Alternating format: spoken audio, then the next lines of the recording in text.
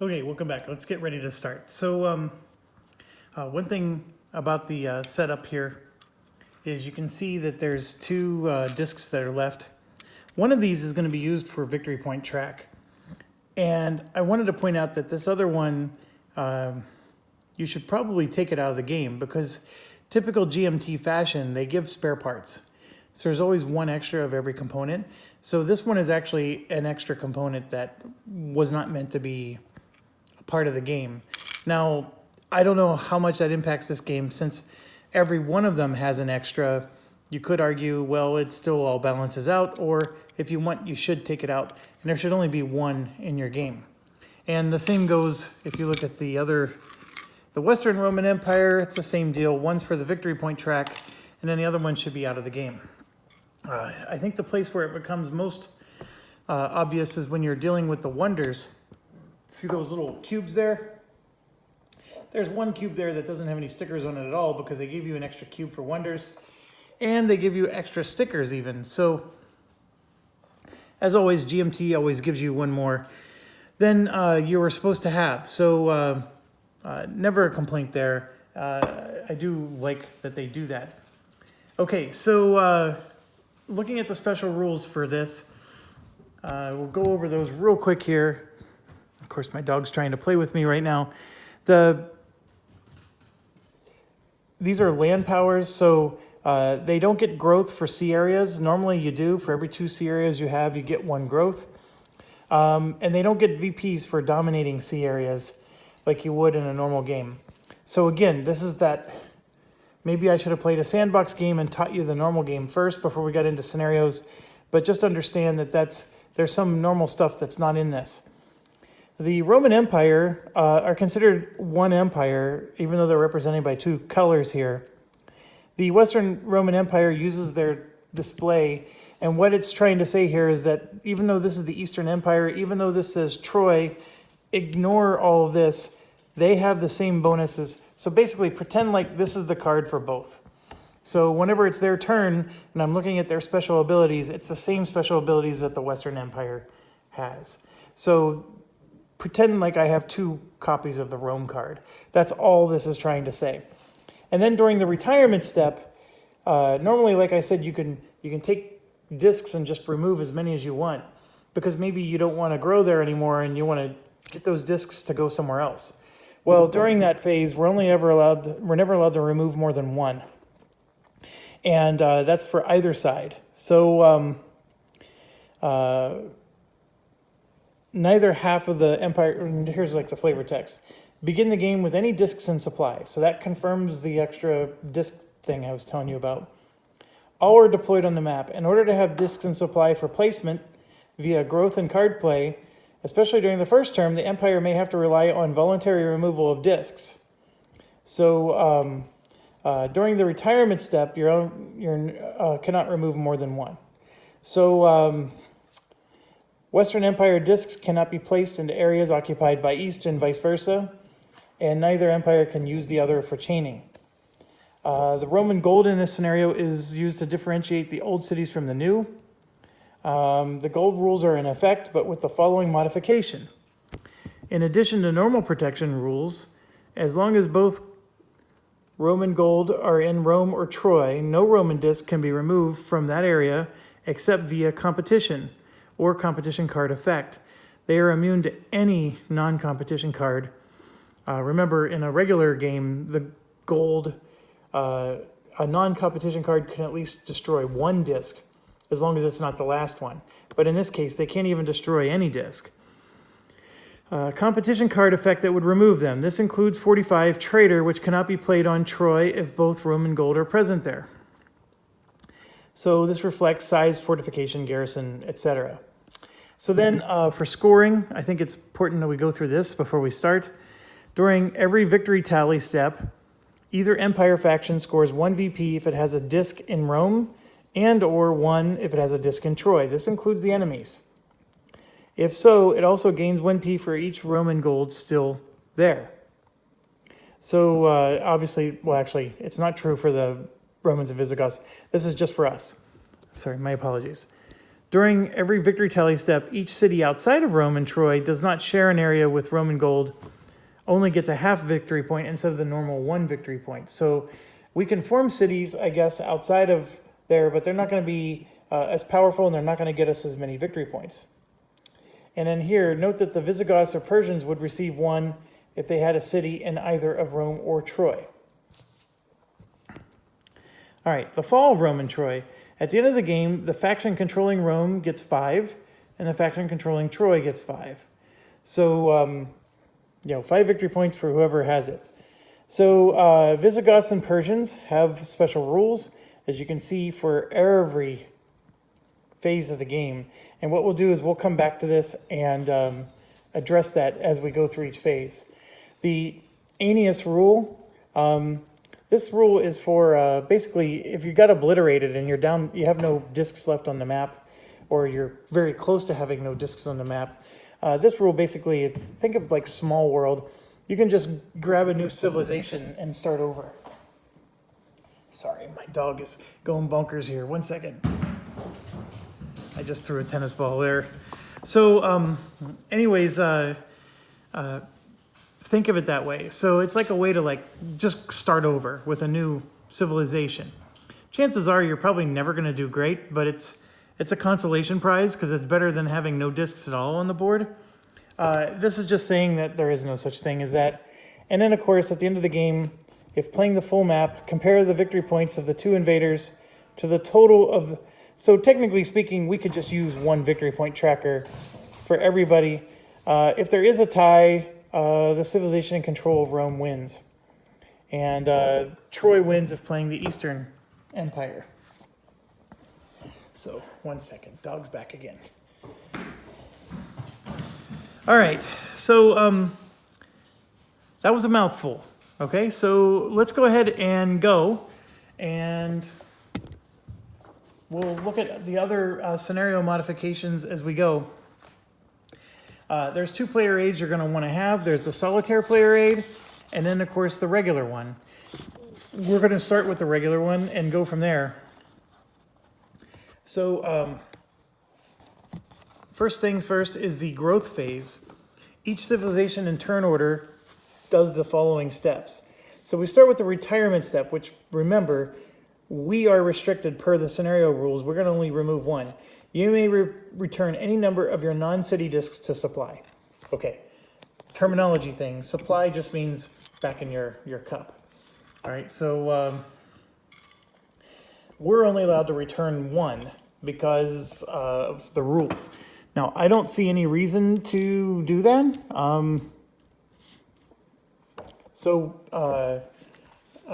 I don't see any reason why I need to do that, so we're just going to leave it be. Now, it is in turn order, so green goes first, which is the Gaul, the Visigoths, and so they're going to go first. So that's where the other player aid comes in.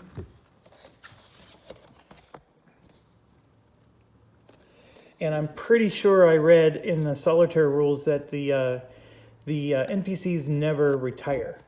So this is where we're going to be bouncing around a lot, folks, because the rules are in many places. And when you look at the solitaire player aid, it has very important rules on here, but it doesn't have everything. And so one of the things is, okay, well, what do I do during this retirement step? Well, the retirement step is not covered on here because the NPC never voluntarily removes discs, period. Now, there's another factor here. They have no discs on the entire board, so nothing's happening there. It does say initial deployment during any growth phase in which they have no discs on the map, which will always be the first turn of the game. That happens during the deployment step. So then let's just go through. So there's the acquisition step. Transfer from supply to your ready box a minimum of 3 discs. 1 disc for each of your land settlements. Those are the areas that have 2 discs on them. 1 for every 2 shallow seas you occupy, which we're not going to have any in this game. 1 disc for each opposing civilization you're adjacent to. And Eastern Roman Empire is not considered an opposing civilization. And then discs from Wonder and Civilization Display, like the actual Civ itself might give you a bonus. So what we would be doing is we would be collecting discs and putting them on here, and then they're getting ready to be deployed. So what this is saying is that the invaders automatically get 12. So we got Gaul and Mycenae here, and Gaul is the green. So 1, 2, 3, 4, 5, 6, 7, 8, 9, 10. Actually, the green is over here. My apologies.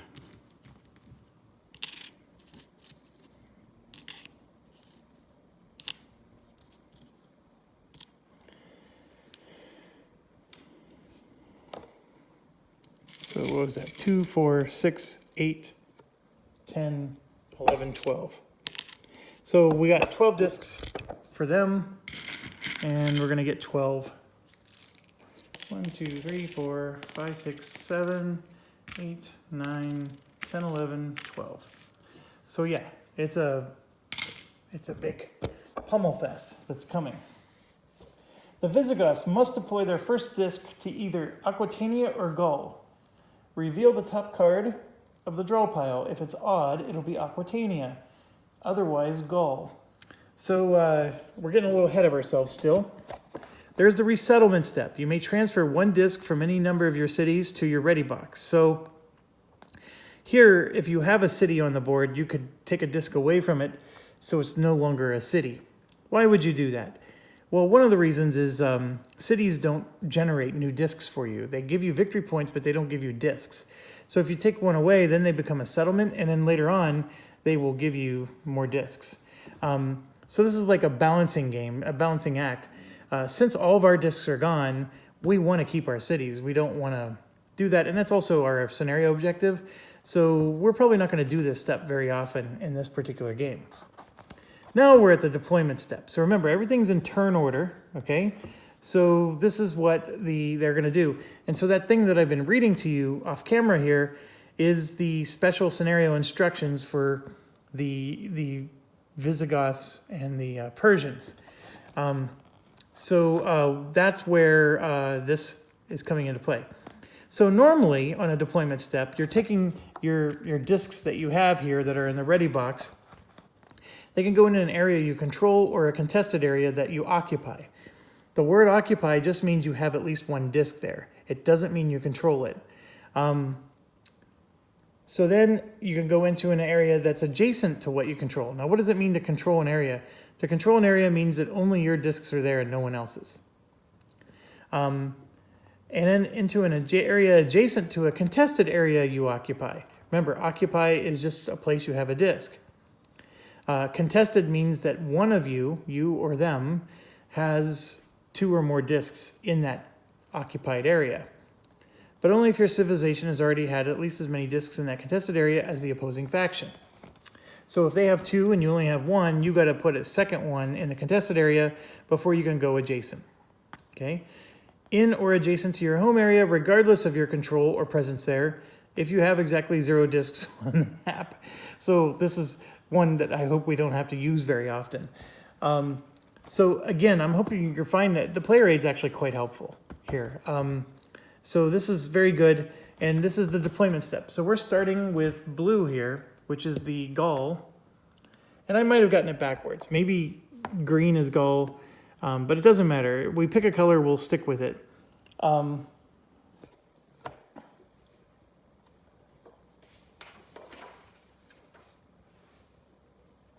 Yeah, I did get it backwards. My bad. All right, so I'm gonna move these over.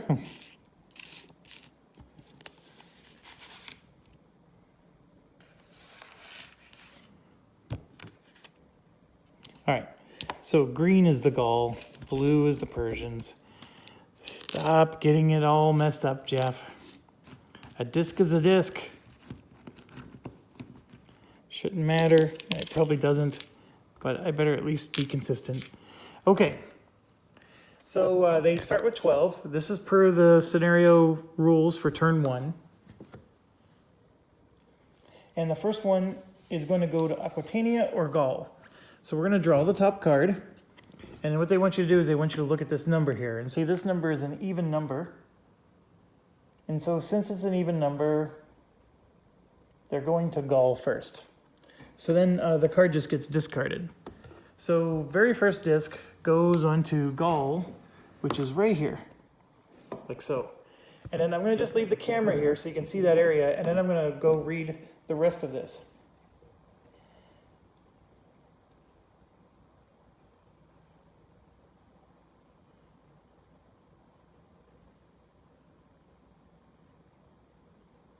Remaining discs chain off of the chosen spaces. Okay, so now the remaining discs, we have to follow the AI rules to place the remaining ones. And this is where the game can get a little wonky. So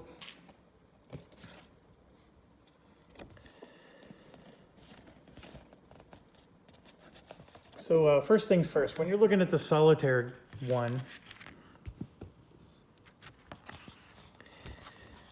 sometimes an NPC needs to choose who their primary enemy is. This is if you're playing the sandbox game. So there's like a big criteria for who would be their primary enemy for that turn, okay? It can change from turn to turn. When placing discs, civilization, blah, blah, blah, there's rules for all of that, okay? This particular one, we are the primary enemy, so we don't have to do this. But if you're playing a sandbox game, there's already a big decision tree you got to go through. And then this is the priorities for playing cards. I think the thing we want is on the back here. And right here, you can see it's disc placement priorities. For each disc, an NPC will begin going through 1 all the way to 11. And they keep going over and over again until all the discs are placed. That's NPC disc placement. If it's a hostile NPC, and the NPC is enemy to a civilization, it will assess priorities. And then it goes into this priority track. So, and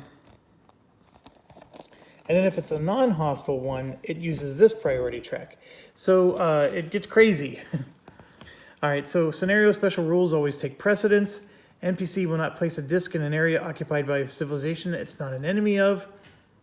It'll only place discs where they can, da-da-da. So, the only thing I'm uncertain of is, do we follow these 11 and then this comes after? Let me check real quick. If a disc is not yet placed due to priorities 1 through 11 and its enemy, okay, so we do 1 through 11, and then if it's still not placed and they're an enemy, then we use these. If it's still not placed and they're not an enemy, then they do those. Makes sense. Okay, so let's put this down in a way that you can see. First things first, if there is an enemy disc in its home area, place the disc there. Okay, the home area is usually something like this, so Carthage. But in this case, it's Gaul. So they're going to place another disc in Gaul. So you can see right away, they're going to try to take their Gaul territory back. So that's 1 disc, and then here's another one. So I'm up to 3. And I think we can go up to 4. This is where the regular rules kick in, because there's stacking limits. And that's not written on the player aid, so give me a second. Page 17. Stacking limits. Okay, so during the growth phase, which is this phase, you have a stacking limit of 4 discs in a land area, 2 in a shallow sea, and 1 in the deep sea, okay? And then it changes if you're in a competition phase or the reckoning phase. And then somewhere in the reckoning phase, it actually drops. I see it actually gets more restrictive. So sometimes you can have too many discs and then you end up losing them. But as you can see here, it can go up to 4. And that's the important criteria we need to understand, because the number 1 priority of the NPC is they want to go into their home territory, and so they're going to go 4 deep into their home territory before they do anything else. So now priority 1 is over. They can't put it anymore there. So now we got to move on to priority 2. If there's an enemy disk in an area with the NPC's wonder, we don't have any wonders, so we skip that. If there's an enemy disk in an area with the NPC's gold, NPC doesn't have any gold. If there's an enemy disk in an area with the NPC's city, they don't have any cities. If it does not have a city in its home area, place disks there until there are 3 present. Well, we already did that. And if it does not have a city in an area with its wonder, da-da-da. If it does not have a city in an area with its gold, da-da-da. If none of the land areas adjacent to its home area contain one of its cities, place disks into one of those areas until there are 3 present. Prioritize the area that is furthest from any of your disks. Okay. Okay, so here's the thing. We have everything's contested here. So what it's saying now is it wants to make a city in an area that's next to there. So which area would it be? It'd be further away from any of your disks. Well, our disks are everywhere, so that doesn't apply. So now we got to do, basically it turns into a randomization thing. So what they recommend for randomization is that you draw cards, even odds, stuff like that. For something like this, I'm not as big of a fan, largely because there's 4 spaces, and how do I draw a card? I mean, the whole even odd thing when you draw a card doesn't really help much here. So what I'm doing is I'm just reaching across the table to find a die from the game Combat. Okay, so this is 2, 4, 6, 8. And of course, it's a 10-sided die. I'm such a dirk. We'll still do 2, 4, 6, 8. And a roll of 9. There we go, there's a 1. So Aquitania is going to get it. And so we're going to put 3 discs in Aquitania. And then let's keep going. Okay, if the NPC has fewer cities than you, or has fewer VPs than you, it creates a city in the area it occupies that is close to its home area as possible. Well, it doesn't occupy anything, and we did just try to create a city. So you got to remember, these rules are assuming that we're not like controlling all of their territory.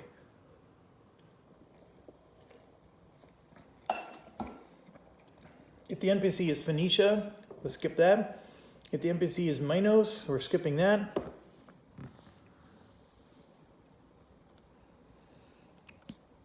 Three discs remaining to be placed. Oh, I'm sorry. We're not doing that. Okay, so now we're into the hostile disk section. So place the disk into an area containing enemy gold. Well, that's too far away. Place, there's no wonders. Place the disk in the land area adjacent to an area containing, not quite there, getting close, but not quite. Place it into a sea area adjacent to an area containing enemy gold, not there. Place the disk into a land area adjacent to an area containing, nope, no wonders. Into an area containing an enemy city, nope. If the NPC is a scenario invader, place the disk into the area closest to an enemy gold, wonder, or city. If 2 or more areas are tied, select the area closest to the enemy's home area. That we can do. And so the land area that's closest to a gold is here. And it's also right next to their home city. So they're basically trying to get to Rome. And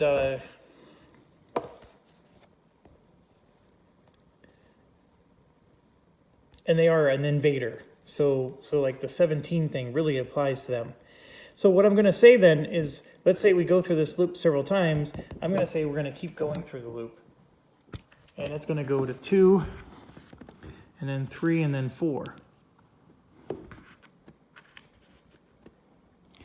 And then they want to form a city on this other one, which is not, it's a contested area, so it doesn't talk about that, but let's keep going. So now that we did that, Place the disc into a land area adjacent to an area containing an enemy city. If there are none, place it into C. Play 2 discs in an area that contains an enemy settlement and no more than 2 barbarians. And then lastly, place disc into an area that contains an enemy camp. Place the disc into a land area containing one of its settlements where no enemy discs are present. Place the disc into an area where no enemy discs are present. All right, so we have enemies everywhere. So what I'm going to do is I'm going to put the last one here to fortify their attempt to build a city there. So basically they're going to concentrate into those 3 regions. Okay, that took a while. I think over time, maybe when you start memorizing their priorities, that might be a little quicker. But this is why I didn't want to control 6 AI civilizations, because it's a big, long if-then-else chain here. All right, so now it goes to us. We get to place. We don't have any to place, so our turn's over. So now we move to blue. Now, blue has a very similar situation. They're putting out 12, and then the area they're going to attack first is also dictated by the scenario instruction. So they want us to draw a card and look at the first digit. So here you can see it's a 37, so the first digit is a 3.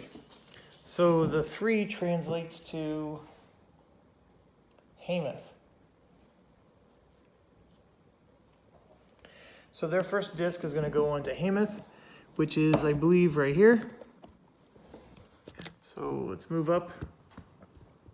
And as you know, they're going to go 2, 3, 4 into Hamath.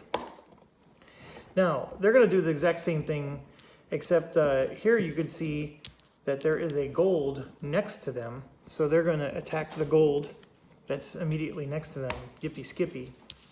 And then I have 4 more, which Hamath, by the way, is considered their home location in this regard.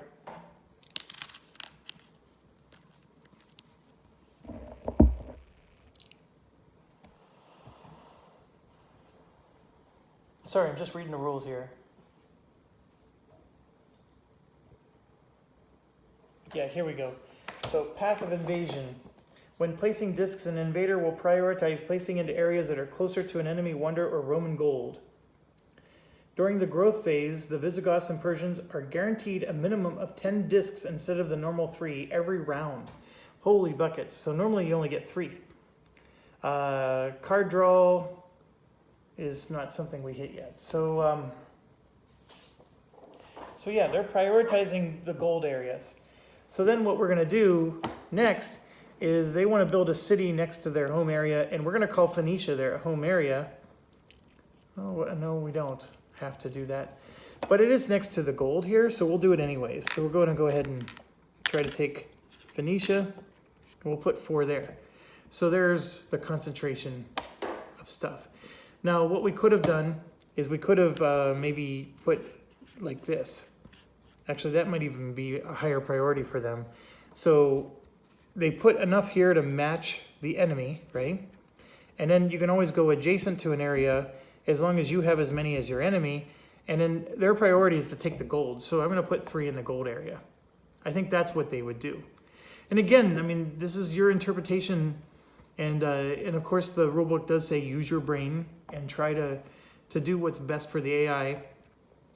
I think the AI is, after the gold. So that's what they would do. Now, could they have done that with Rome? And the answer is yes, they could have. So let's revisit that. Maybe they should have done something like that here. So what they could have done is they could have put 4 here because remember they needed to build a city next to their area. So they would have just built the city next to Rome or on the way to Rome. And then they would have just matched 1 for 1 here. And then these 3 would actually be in Rome. That's actually not a bad move. I think let's try that instead. And like I said, you got the guidelines from the NPCs, but that's basically what it says to do. Now, in a normal game, NPCs are going to start with areas that are blank, and they can grow into those areas.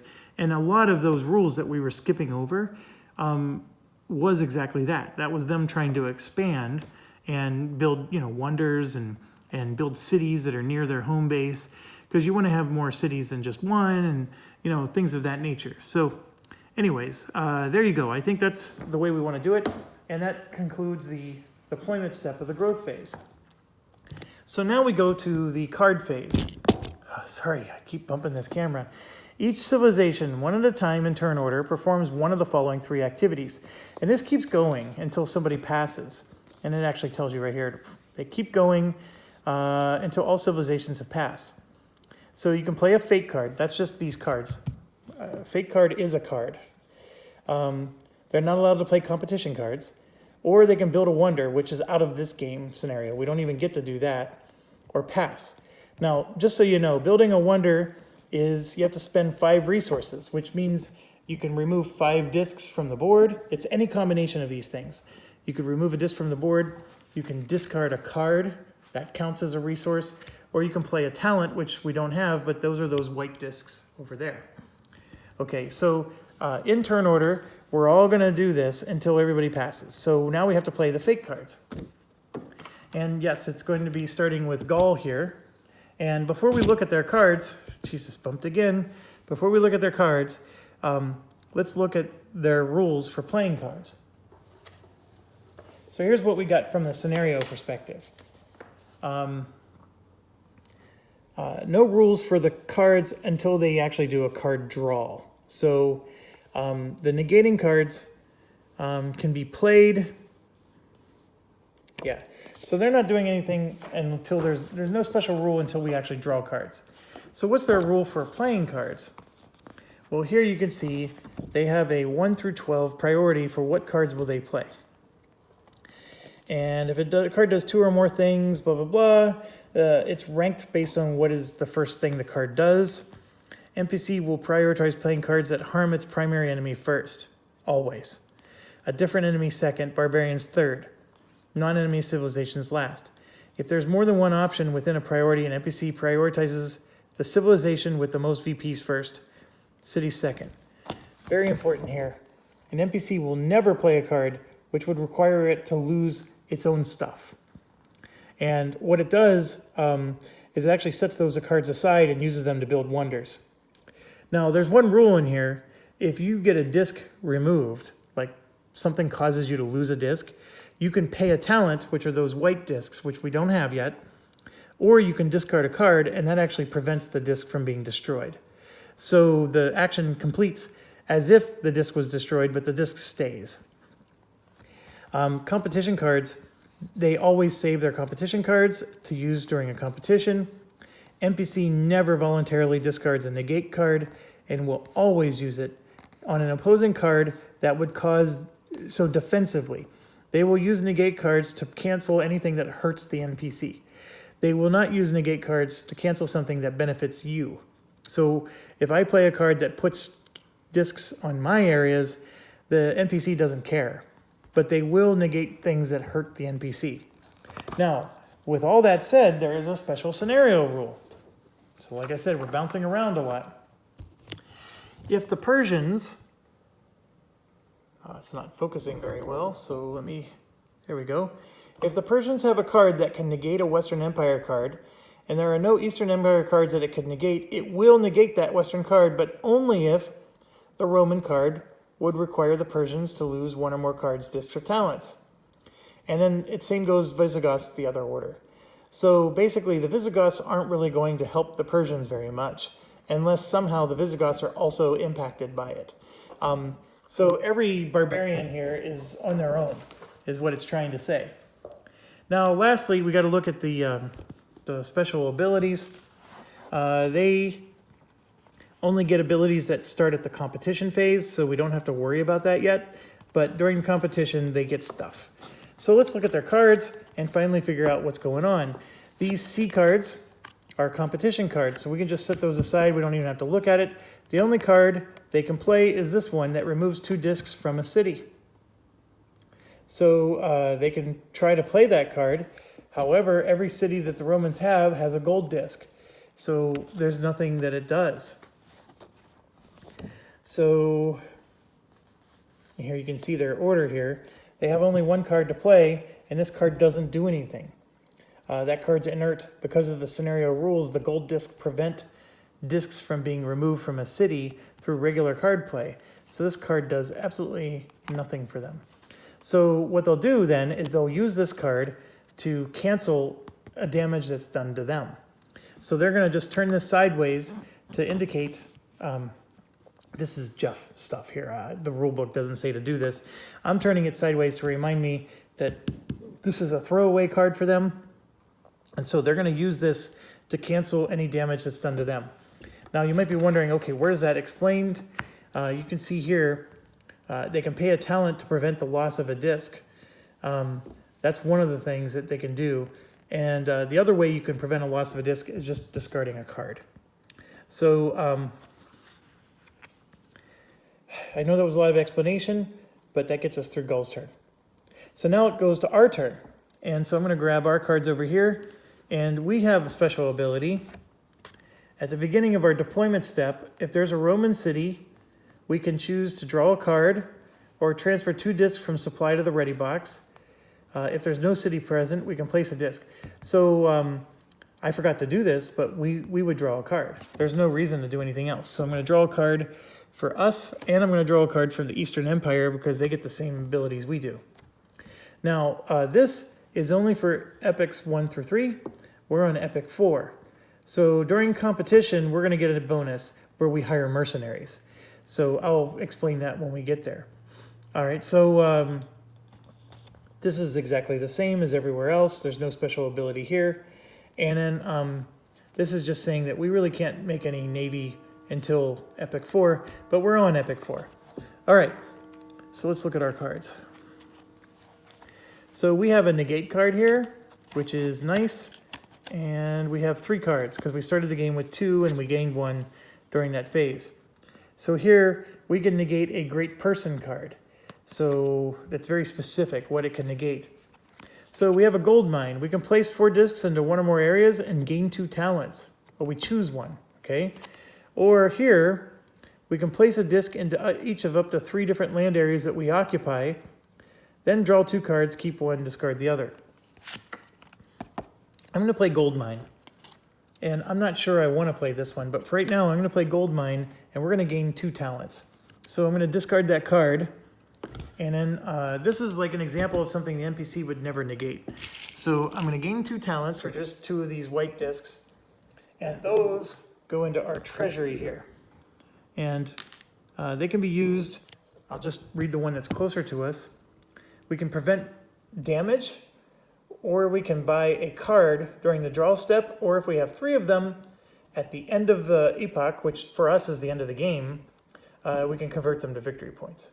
So that's my turn. I have nothing else to do there.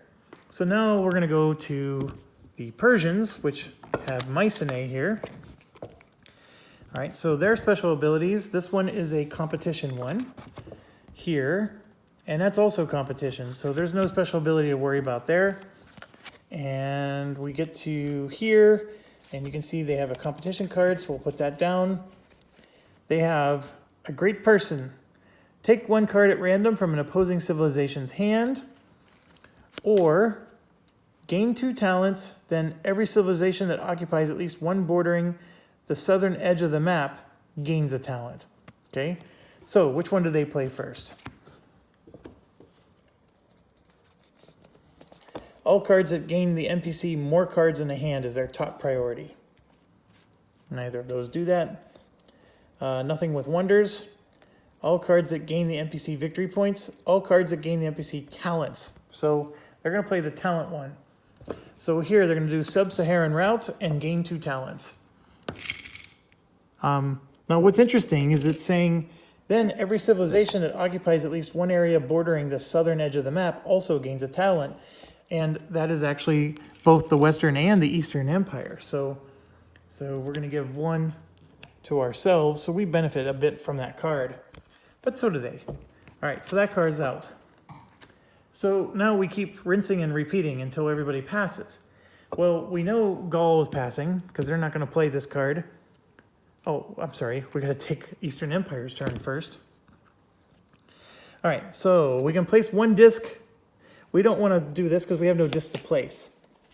This one's a nice one. Oh gosh, we got two really nice ones. So this one gives us 2 talents, and then anybody occupying eastern edge gains a talent.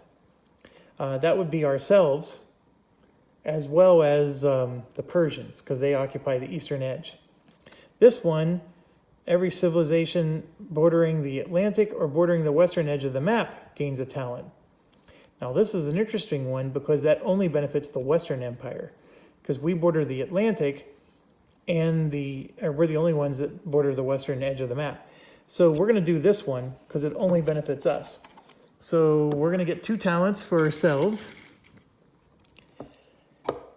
And then the Western Romans get another talent for them. All right, so now it goes back to Gaul. They're passing. It goes to us, and we got to decide what we're going to do here.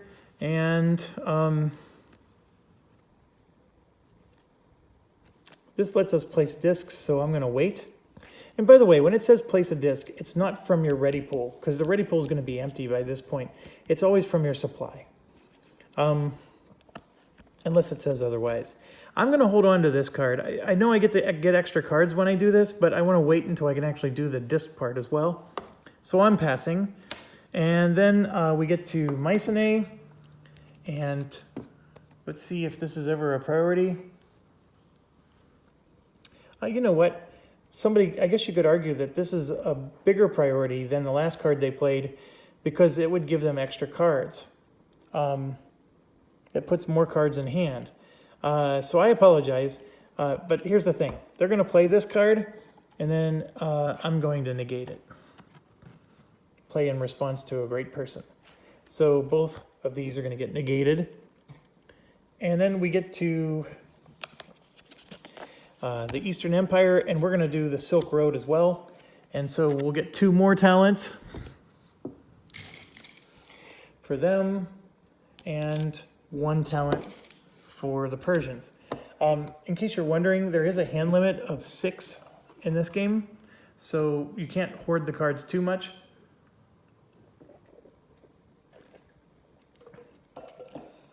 Okay, so we are now done with that. So we did the card phase. Now we do competition. Resolve a competition in every contested area. Now, in a normal game, it starts at the northeast corner and it goes to the southwest corner in terms of priority or the order that you have to resolve. In a solitaire game, that's not true. So just understand that the solitaire rules have a different order. Okay, so every civilization that's present in the area may, in turn order, do the following. Play competition cards face down to the table. Announce if they're going to use a special civilization ability. That's what the display means, and or wonder.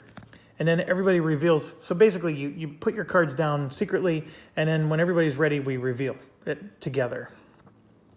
And then after they're revealed, you can play negation cards to cancel stuff.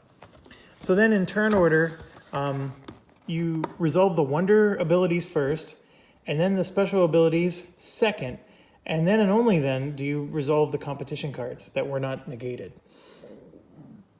All participating factions begin losing a disc one at a time, simultaneously removing a disc belonging to each faction with exactly 1 disc present in the area. Then simultaneously remove 1 disc belonging to each faction with 2 discs, followed by a loss of a disc for each faction with 3, then 4. We immediately stop removing discs, though, if every participation faction has lost at least once.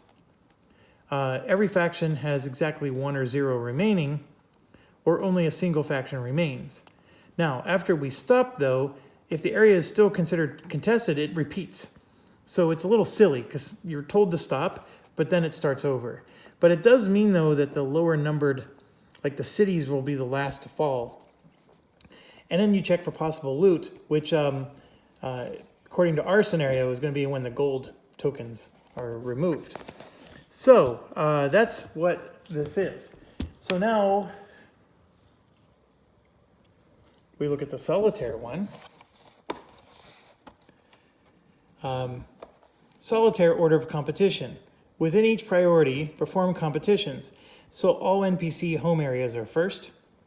All areas with NPC gold, then NPC wonders, then NPC cities, then your home area, and then all areas with your gold, then all areas adjacent to your home area, all areas adjacent to your gold, and then finally all other areas from northeast to southwest, just like the competitive version.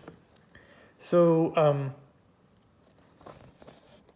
then it explains what the gold does. Now, what happens if they actually take gold, then they sack your city? If an NPC controls an area with your gold, it permanently removes 1 gold disc. If it was an NPC, it gains 4 victory points and a talent, and it's in addition to any loot that may have been gained via sacking a city there. So that's what the gold does. And then, of course, there's whenever an NPC needs to remove barbarian discs from the map, there's rules around that, but we don't have barbarians in this. So that's the situation right now. Now, how do they play their cards? What do they play? Things of that nature. It doesn't say. That's an interesting situation, in fact.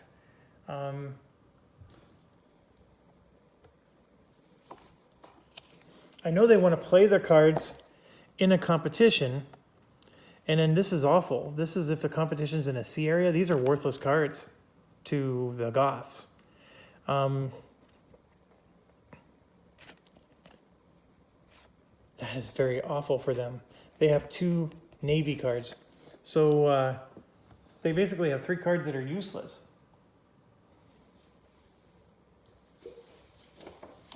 So let's look real quick at the scenario rules.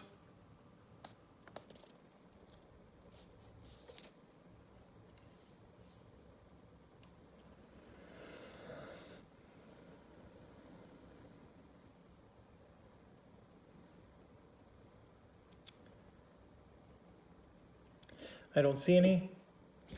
So then let's look at what the solo rules say for competition. Okay, so here they have the same priority that was on our sheet. It says, in every competition, you must play all competition cards you wish to play before the NPC plays their first one. So we decide our cards first. That makes sense, because we get to see the NPC cards. So then, in a competition where our gold, wonder, or city is located, the NPC will always place as many white discs as possible. White discs are mercenaries, by the way. Play as many competition cards as possible, and play as many talents or cards in that order as possible in lieu of losing discs. So basically, our gold, wonder, or city is their priority. So they're going to go all out for those and not care as much everywhere else. So that means Rome is where they're going to really be stodgy. If by doing so it can win or at least tie the competition. So that's the other thing too. They're not going to do this if they can't win or tie. An NPC will not invoke a civilization special ability, play a competition card, or expend a talent unless it can win or at least tie the current competition, with at least one of its discs surviving. An NPC will invoke a civilization special ability or play a competition card if doing so would cause it to have at least 3 discs present at the end of the current competition. Remember, the competition goes over and over again until there's no longer a competition. But you can end a competition and still have 3 discs in it. It just means that we're going to have another competition that starts immediately after. In other words, you cannot trick the NPC into wasting cards or talents in a competition it has no hope of winning or trying. Remember that the game's usual order of competition, resolution, and card play is altered to allow the NPC to make the most of its competition cards and talents.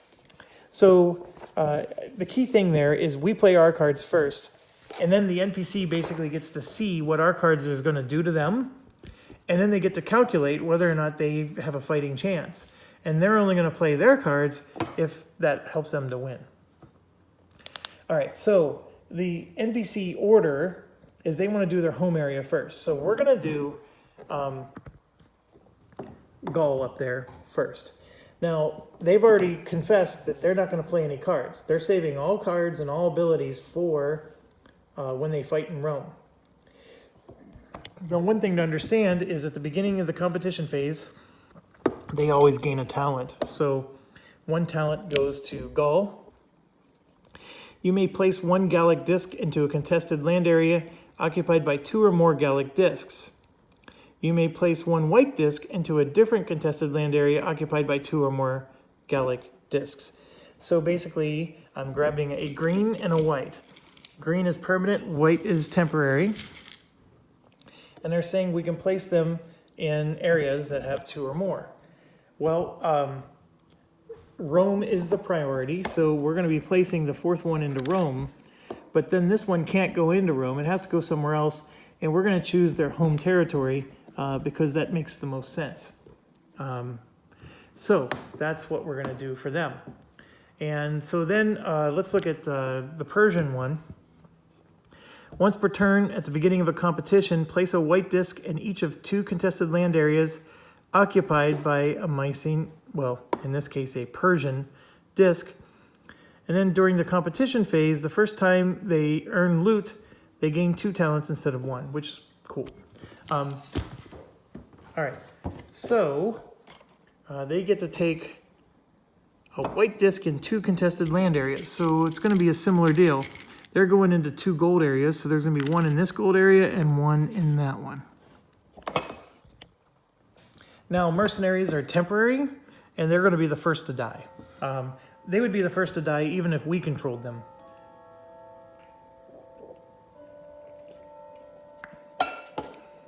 My apologies, I needed a drink there. This game drives a man to drink. Okay, so for Rome, we have this one here. So at the beginning of the first competition, each turn, the first, you may place a white disc into Rome or into land area adjacent to Rome. You may then place a white disc in each of up to 2 other land areas occupied by a Roman disc. These discs may be placed in uncontested areas, which would then become contested because you're, adding a disc there. So we get to put 1 in Rome always, and then we can place 1 into each of 2 other land areas. So normally, if there's no challenge to Rome, it's not an issue, but we do. We get to place it in Rome, so we get 1, and I'm going to put it on our pile so we can keep track, and then I'm going to put 1 on us there, and then we get to put 1 here too. So you can see that both sides have mercenaries, and that's what we get to do. And while we're at it, the Eastern Empire gets the exact same ability, which is interesting because they don't control Rome, but instead it's Troy for them. So we could put 1 in Troy, but Troy's not in trouble. So I'm going to go ahead and make sure that they go on top of their respective colors.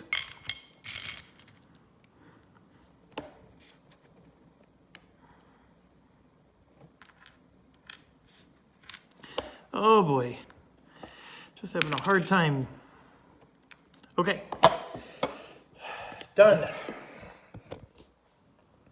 Okay, so now we're going back to Gaul. So I have no competition cards to play. Neither does Troy. I'm sorry, Eastern Empire. Gaul has C-Zone only cards. So these are worthless for him, although they look like they would do some pretty cool stuff for him. So those are going to go into his protection pile. And then if we look at Persia, this one is select an opposing civilization. During the competition, that civilization can't discard cards or pay talents in lieu of losing discs. That's an interesting one. When would they play that? I don't know, but it is playable for them. But so getting back to this, I have no cards to play. They're not going to play cards even if they could. And so then we do what the rule says. We remove a disc from each side. Oh gosh, that's got to be, here we go.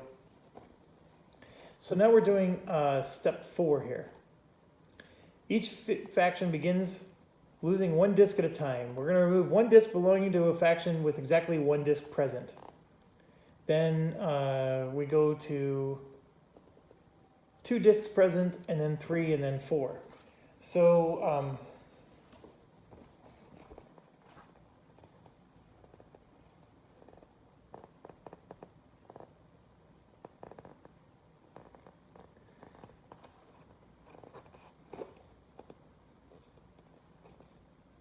okay, so we're at this spot here where we're going to each lose a disc. So in this case, I would lose a disc and they're going to lose a disc. So it's going to just do that. And this is actually looking like it's going to be pretty easy math. So then it would look like this if I don't do anything to stop it. So we're each going to lose a disc, and then they'll take Gaul. And I'm okay with that. So they're going to take Gaul with 2 discs remaining, and then I'm going to have 2 discs that I can finally deploy next turn. And this happens, that would have been like several rounds of this, right? So we would have had a chance to intervene. I could have played talents to prevent loss of discs, things of that nature. And then we check for possible loot. So I'm just going to check the rules real quick and make sure I didn't miss anything there. I don't think any actual loot occurs here unless there was a city involved, but I'm going to just check. Yeah, loot is sacking of cities. So we'll look that up when somebody actually loses a city. So by letting Gaul have that, I think it's okay because, you know, we can then attack them or whatever later. So, okay, now we move on, and we're going to move to Rome. That's the next priority. So we're going to do, actually no, the next priority is their home city over here. So same deal, there's no cards for them or us to play. We could try to prevent damage, which is what the card is here that the Persians have. So we're going to be removing 1 from each side, and then 1 from each side, and then 1 from each side. And then they took Hamath. All right, so now we're going to do the gold cities. So let's just, while the camera's over here, we'll stay here. We're going to do this one first. And so, again, no cards to be played. And we're going to remove 1 from each side. And I think this is where they start pulling out all the stops. So in this situation, I think both sides are going to let this happen because these are the mercenaries. You're going to lose those anyways. So now we're going to lose 1 from each side again. But here, the Persians are going to prevent it with one of their talents. And then we're going to try to prevent it with Troy. So we would play to prevent it. But then that's when this is happening. During this competition, we can't discard cards or pay talents in lieu of losing discs. So they would play this because it's a gold battle. So so this card's played and we can't block anything. That's actually a brutal card. So we're going to lose 1 and they lose nothing. And then here they could lose, we can each lose 1, or they can prevent it.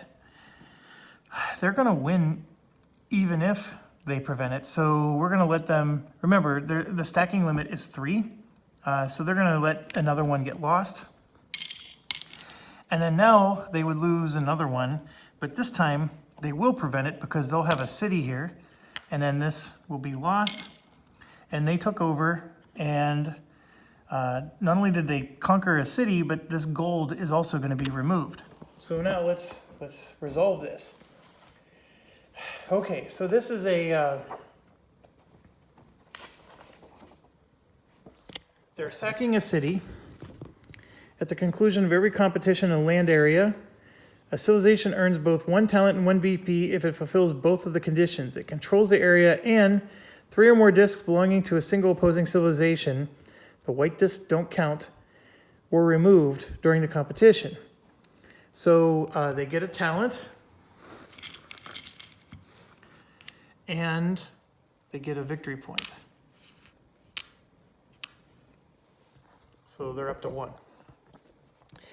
And then maximum of 1 is gained per competition, even if they destroyed 6, you know, whatever. Oh, the talent is in the loot box. They don't get to use it yet until later. So the loot box is not in the treasury yet. That's it. Okay, now the problem though is they also have they took away a gold, which as you remember, the gold is special protection here. At the end of the competition phase, if an NPC controls an area with your gold, permanently remove the disc there. If it was an NPC, it gains 4 victory points and a talent as loot, in addition to anything from sacking a city. So now blue is up to 5, and they got another talent as loot. And I know that's not supposed to happen until this phase is over, but I'm doing it now because there's nothing going to change the outcome there. So 1 gold has already been destroyed for the Eastern Empire. So now we're going to move on to this next gold battle. Same deal, nobody has cards.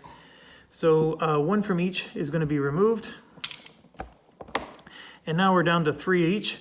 So we're going to prevent 1 with a talent, and so are they. So we're both losing a talent. And then we're going to prevent 1 with a talent, and they can't, so they lose 1. And then we're going to prevent 2 more. So I'm just going to jump the math here. I'm going to prevent 2 more, and they're going to lose 2 more. So we maintain our city status and didn't lose any, and we were able to beat them out of Israel. Okay? So that's the Eastern Roman Empire. They lost. This is, by the way, not a contested space. That is an occupied space. Nobody has control, but there is no actual contest there until somebody adds 1 more chip to that location. All right, so now we come back to here, and you can see we got Rome, and Rome is definitely going to get some battles here, and we're going to have some interesting stuff here with this one. So first things first is everybody's going to lose 1, right? So we have a mercenary, and we're going to go ahead and lose our mercenary, but they're going to discard a card, because remember, when you discard a card, you prevent a loss. So now we get to the next round, and they're going to discard 2 more cards to prevent 2 more losses. Remember, these were the throwaway cards that they had. And then we're going to prevent 2 losses with 2 talents.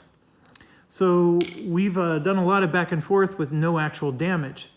I happen to have 2 more talents, so I'm going to play those, and they're going to lose 2 of their pieces. But now you'll see they're going to lose 2, and we're going to lose 2, but we didn't lose the city. I mean, the city's reduced to a 1, but we were able to hold the territory. So that's that outcome, and that's done. All right, and so then we go to the last one here. We've all blown our load. Actually,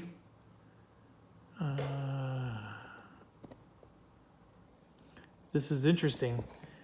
Gaul actually had 1 more, so they would have prevented 1 of their damage. So this is what would have happened.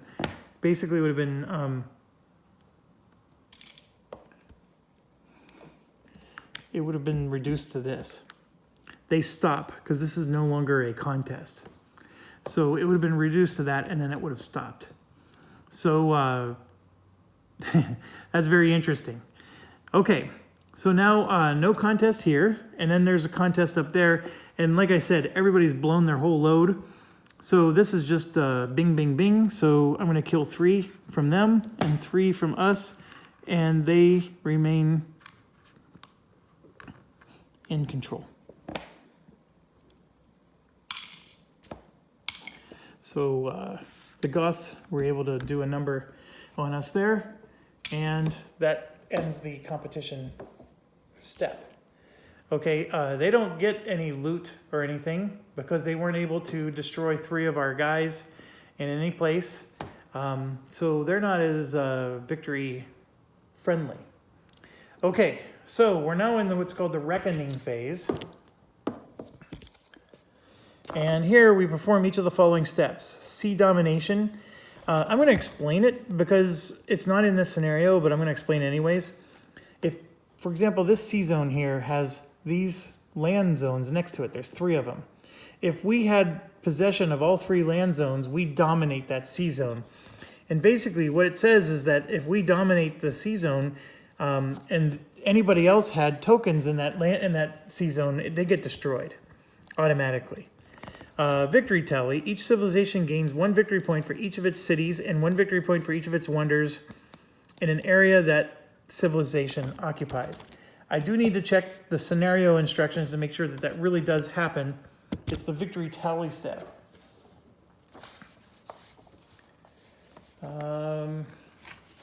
During every victory tally, either the Empire faction scores 1 if it has a disc in Rome, and or 1 if it has a disc in Troy.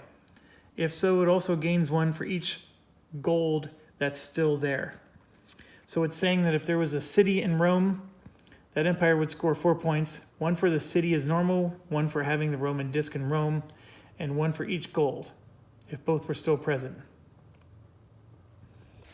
Okay, so we get nothing because our city got reduced in Rome, as you can see. But Troy is intact with the city. So we get 1 for Troy, and then we get 1 more for the gold that's in Troy. We don't score for the gold in the other locations, at least not according to this. During every victory tally step, each city outside of Rome and Troy that does not share an area with a gold gets a half victory point instead of 1. All right, but we do score for our cities. So Rome gets 1 for here and 1 for there. So that's 2 victory points for Rome. And then for here, we get 1 for Mycenae, 1 for the Nile, and then 1 for there. So we get 3 for the Eastern Empire. So that's our victory point tally step. And then if we had any other cities that we made that don't have a gold, or if we have a city where the gold was destroyed, but we somehow get a city back there again, it would only have been worth a half point.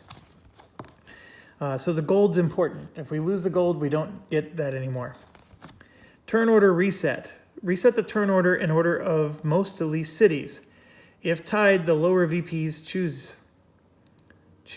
If still tied, determine randomly. I think it's saying that if you have the most cities, you go first. Let me check real quick.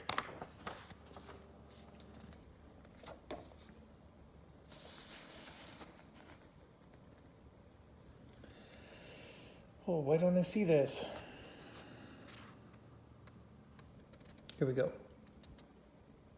The civilization with the most cities on the map moves its turn order marker forward to the 1 space, and so on down the line based on the number of cities each civilization controls. If there's a tie, the tied civilization... Okay, so yes, it's a little more wonky. But so basically he has 1, 2, 3, 4 cities over here. So he moves up 4. 1, 2, 3, and technically 4, like that. And then Rome still has 2 cities left, so they would move up 2, and they'd be tied. And they're lower on the victory point track, so Rome would go first. Rome gets to decide, and they'll decide to go first. And then these 2 turkeys don't have any cities. Actually, blue has a city, so Persia goes up, and then Gaul drops to the bottom because they have no cities. So their going first thing sort of is gone. Next is the Aeneas step. I know someone's going to call it an Aeneas step, but this is not in this scenario. And remember, this only happens when you're losing badly. Sudden death. This also doesn't happen in this scenario, but what's happening here is we're on turn 1, but if we were on turn 2, we would draw a card.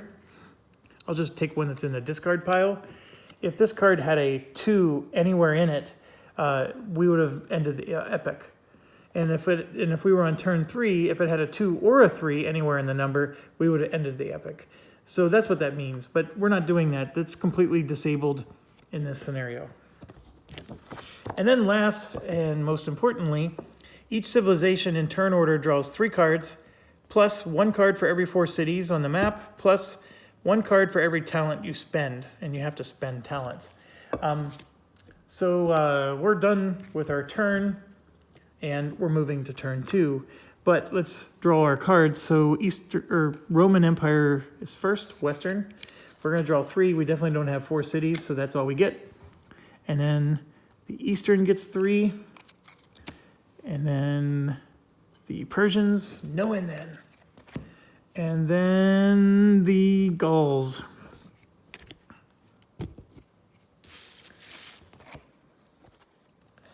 Also, somewhere in here,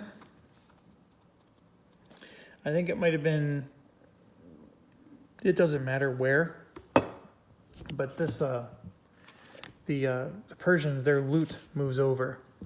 At the end of the competition phase, their loot was supposed to move over. So they're actually going to have 2 talents going into next round. All right, so that was 1 turn, and it's only a 4-turn game. So we have 3 more turns to go, and then this scenario is over. So I hope that helped you to get a sense for this. I'm going to keep playing. I'm just ending the video because I'm at an hour. And I'll see you in a couple seconds. So stay awesome, and I hope you're enjoying the playthrough.